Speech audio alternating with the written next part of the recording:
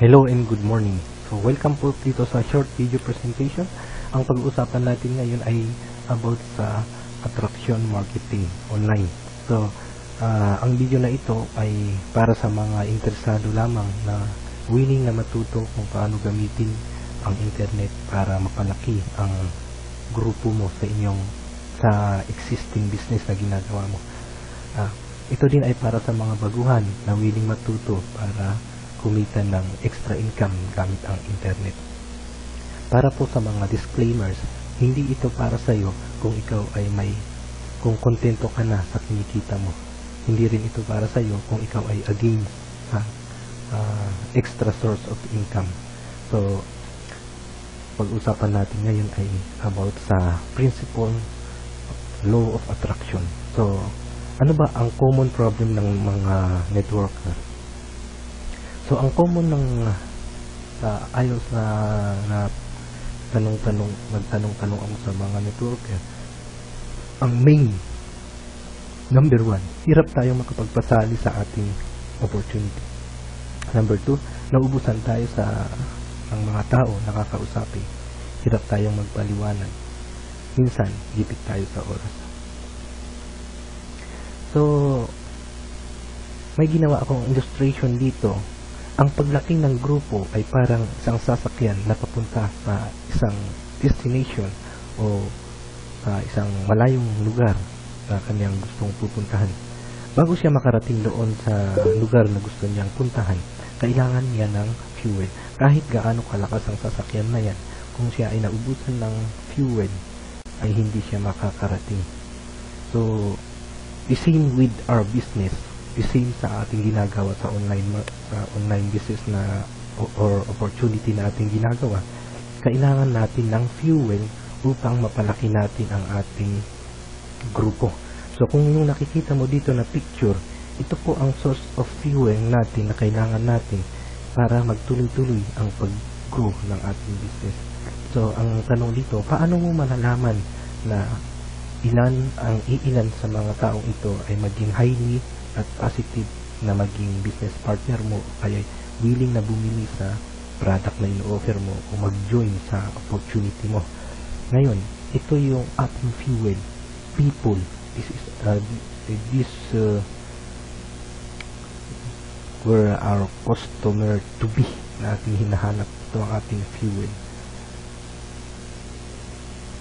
So, para malaman natin sila ay willing at interesado sa ating product o opportunity, may mga paraan tayo na dapat nating malaman para ma-qualify sila.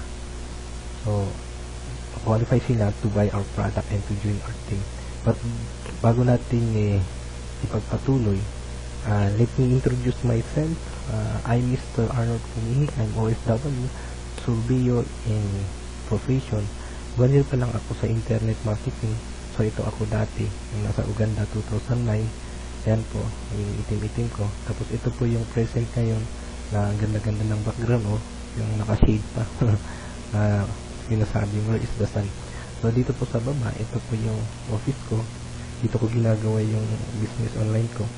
And ito pong screenshot na nasa kanan, ito po yung screenshot sa mga video training na ginagawa ko para sa mga willing na matuto na gamitin ang internet para kumita ng extra income. So, nung nagsisimula pa lang ako sa business industry na ito, internet marketing, akala ko marami akong mapapasali dahil marami akong kamag-anak at friends sa Facebook. Ang ginawa ko ay dahil sa excited ako, pinulo ko lahat ng ads ang Facebook call ko. Karamihan ng friend ko ay tinag ko. Share ako ng post ng iba. Paulit-ulit akong nag-PPM sa mga friend ko. Sabi ng upline ko, go, huwag titigil. So sinunod ko. Sabi pa nga daw, lahat ng may KKK o kaya basta KKK ay kwentuhan ko sa opportunity na ginagawa ko. Pero mukhang hindi nag-work para sa akin dahil paulit-ulit na rejection ang napapala ko. Ang akala ko, kapatid ko, kamag-anak ko ay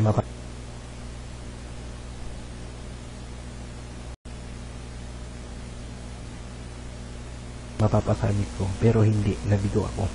Sila pa ang unang nagsabi sa akin na ibangko ko na lang daw ang pera na pinag-member ko or magtayo na lang daw ng ibang negosyo.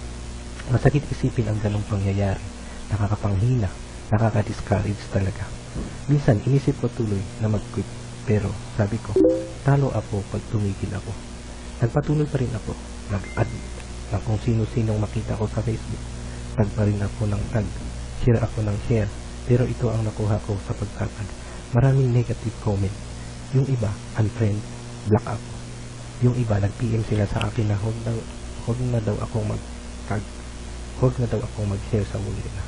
At karamihan, hindi nila ako pinapansin. Napaisip ako, sabi ko, ano kaya ang mali sa ginagawa ko? So nag-search ako sa internet, nag-join ako sa mga training courses para lang matutunan yung mga sekreto ng mga successful sa internet na nagkaresulta.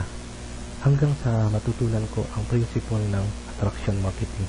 Ito na tayo yung gusto kong i-demonstrate sa inyo o kaya i-share sa inyo yung attraction marketing. After ko matutunan ang lahat ng ito, yung about sa attraction marketing gamit ang the power of internet, gumawa ako ng action. So, ang ginawa ko, inabsorb ko lahat ng mga idea na tinuturo doon sa mga sinalihan kong about training. So, ginawa ko, nag-experiment ako, trinay ko sa aking business online. Sinubukan ko kung ano yung magandang mag-work para sa akin. Then, I try to select what is the best that will work for me. So, may napili ako na isang system. Ang tinawag ko na lang ito, ako na lang ang nagbigay ng pangalan, Simple Machine System Principle. So, I select this one. So, dito sa machine system na to, nagtataglay po ito ng, bumubuo ito ng squeeze page, lead capture, yung meron din yung get respond, at saka yung sales. Ito yung nag-i-explain o nagpapaliwanag para doon sa mga nagpo-post, yung mga prospect ko kaya yung nag-i-inquire sa akin. So, since September 26, 2014, dito na ako nagsimulang i-apply talaga ng todo itong machine na ito. So, ano ang nangyari sa akin? Ano yung resulta na nakuha ko in just short month? I think more or less 3 months. So, nagawa kong mag-generate ng income ng almost 75,800 pesos. So, kung nakikita nyo dito, since October ay parang araw-araw na akong nakakatanggap ng sales gamit ang tool na ito. So, ito, November 11, 12, 16, 17, 21, 22. Tuloy-tuloy po yung pag-generate ko ng sales gamit yung kahit hindi ko masyadong tinututukan.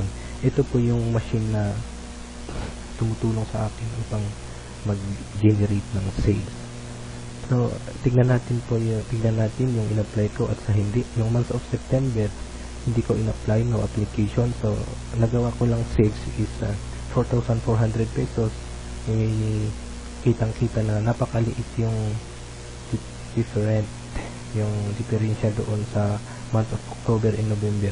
So, kasi nung buwan ayon, pinag-aralan kong mabuti at hanggang sa nagkaroon ako ng idea bago ko i-apply. So, nung buwan ng October, in-apply ko siya. So, nagkaroon ako ng sales ng 32,800 pesos gamit ang system na ito. Month of November, in-apply ko din. Nagkaroon ako ng mas tumaas yung sales ko. 38,600 pesos. So, total income ko is 75,800 pesos as of November 30. Ang video na ito ay ginawa ko ngayon din ng November 30, end of this month, November. So, yung income ko this month of November is 38,600. So, napakalaking bagay ito para sa akin na maliit lang ang sahod na pangdagdag ko sa aking monthly expenses and siyempre sa saving. Malaking tulong din sa pamilya. So, doing this extra income on my vacant time on Facebook by applying this simple system, yung machine, gamit yung tool na ito. So, this principle can be used this principle I'm using can be applied in any kind of business. Bakit ko nasabi? Papatunayan ko sa inyo na ito ay pwede sa lahat ng kind of business. Hindi ko alam kung mag-work para sa iyo, pero para sa akin, napakalaking tulong ang system na ito, ang tool na ito, para makapag-generate ako ng sales o kaya kumita, magkaroon ako ng result. So, halimbawa dito sa traditional business or M&M opportunity, example sa damit, kaya food supplement, furniture, pwede mong ilagay din sa internet at gamitin ang power ng internet para magkaroon ka ng customer sales. So, ipapakita ko sa inyo yung AGA isang shop ko. Yung dati, nung hindi ko pa nilagay sa internet, iilan lang yung nakakapunta sa shop kasi limited lang yung dumadaan dun. Kung halimbawa bumabagyo o walang masyadong tao, pag walang huminto doon sa shop, talaga zero talaga, wala talaga.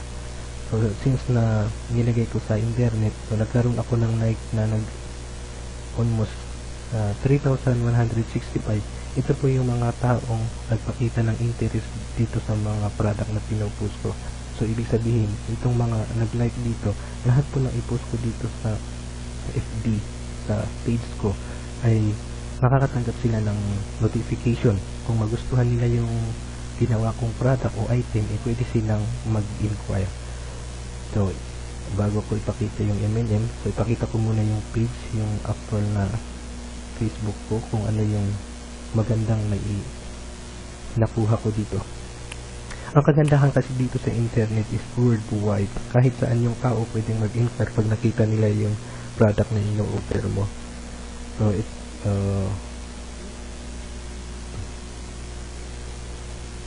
So, ito na po yung page ko. Parang nakita ko, nadagdagan yung like kanina. Nadagdagan 3,340. Nadagdagan means to say, may nag-like ulit. Ito po yung mga ino-offer ko na mga product, yung mga kama, dining cabinet, pinopost ko dito. At syempre, ginagamitan ko ng FB at ito po yung tinatawag na FB at para kahit matarget mo yung gusto mo.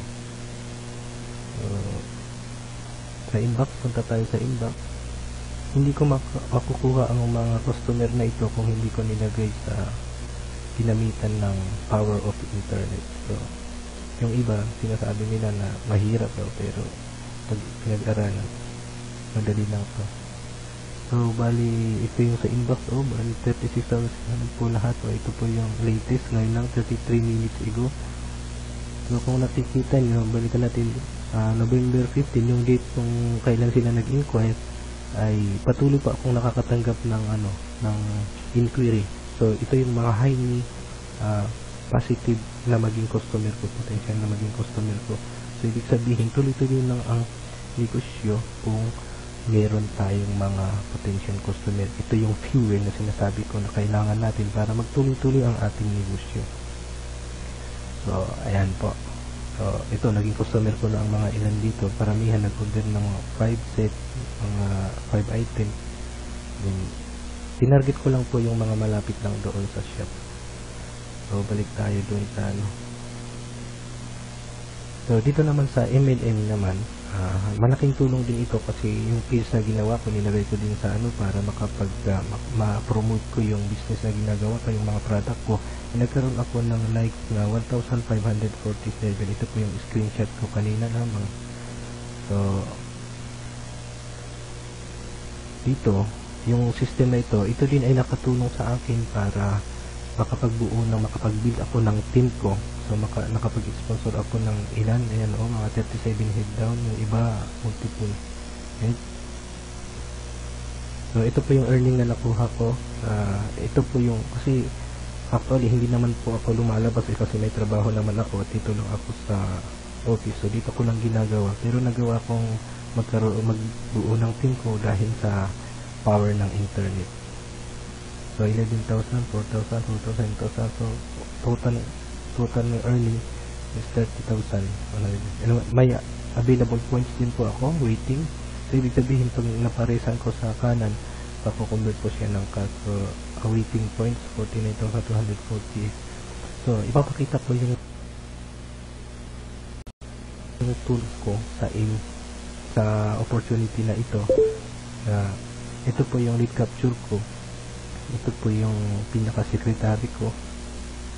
Siya po yung, andito po din po yung get response. Yung get response, ito po yung nangungulekta ng mga info ng mga nag-subscribe doon sa page ko sa get response. Pag nag-sign in sila dito sa form na ito, mapupunta sila dito sa get response, then mapapadalhan ako ng info doon, notice sa email ko. So doon ko makikita yung mga info nila para pwede ko silang i-follow up.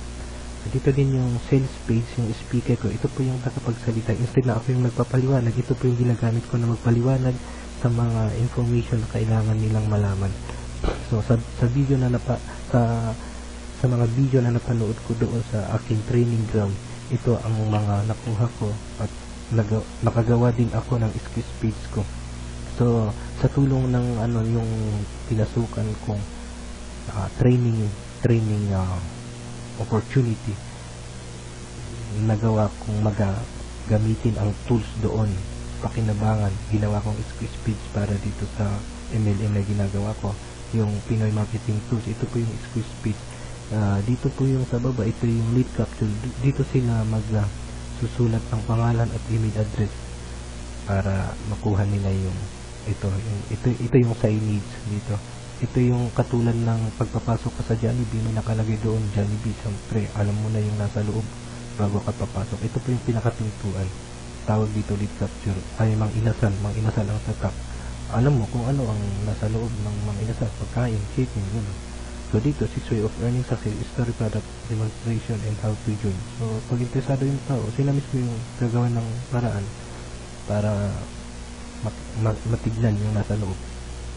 So ito yung pag nag-sign up sila dito, papasok sila dito sa vlog ko sa sales presentation.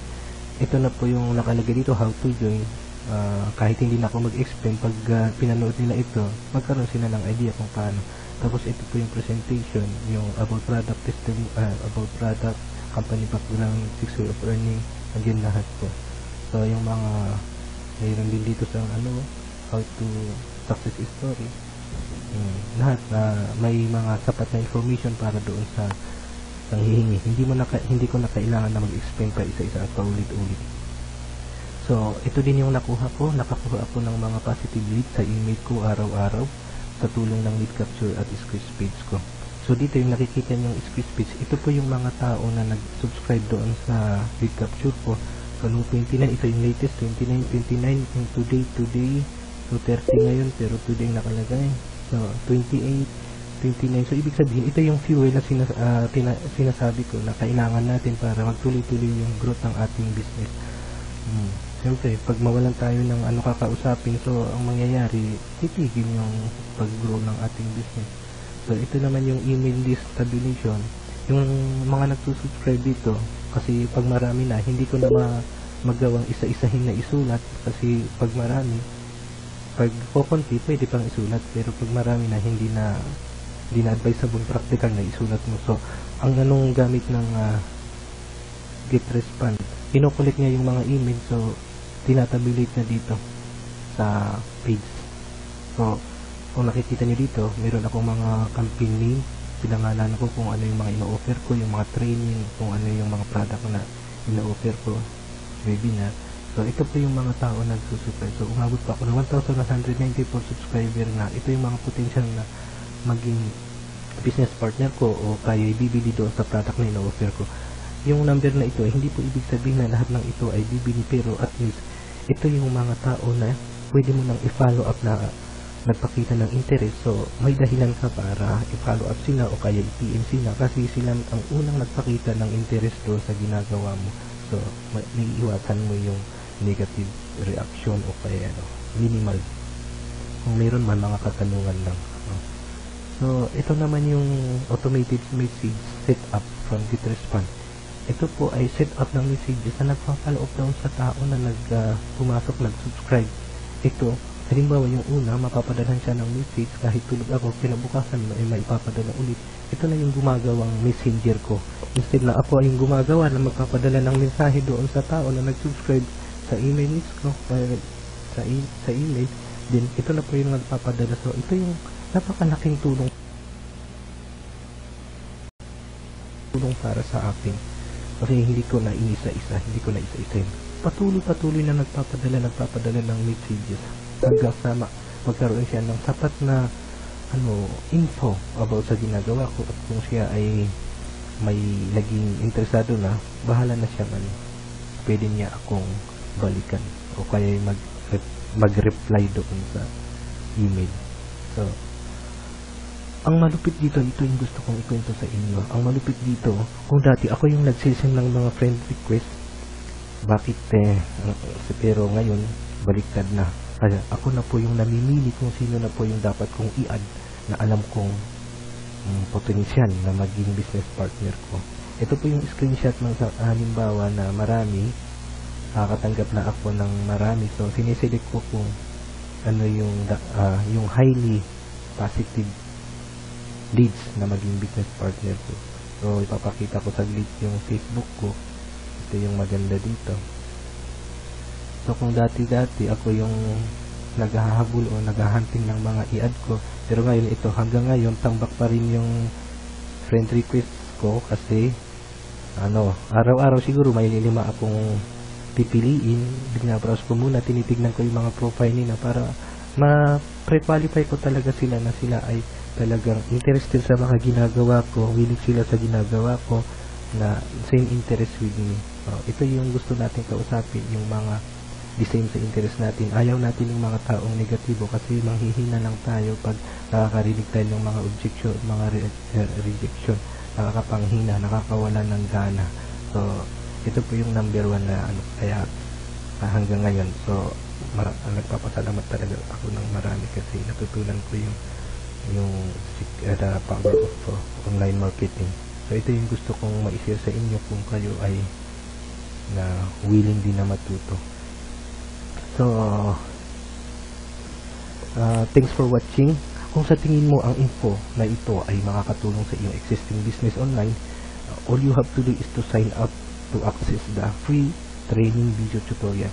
Mayroon pong nakahandang tutorial para mag-demonstrate step by step kung paano pa talaga mag-work ang system na ito para sa iyo. So, dito din ay matututunan mo dito kung paano mag-work ang system na ito. Matututunan mo rin dito kung paano mo ma-access ang mga tools na pwede mong gamitin kung meron kang existing business o negosyo o opportunity. Kung baguhan ka pang pala, malalaman mo dito ang 3 simple easy step na gagawin mo para makapag-umpisa kang kumita sa internet gamit ang system na ito. So go ahead, fill up the form to access the free video tutorial. So, see you.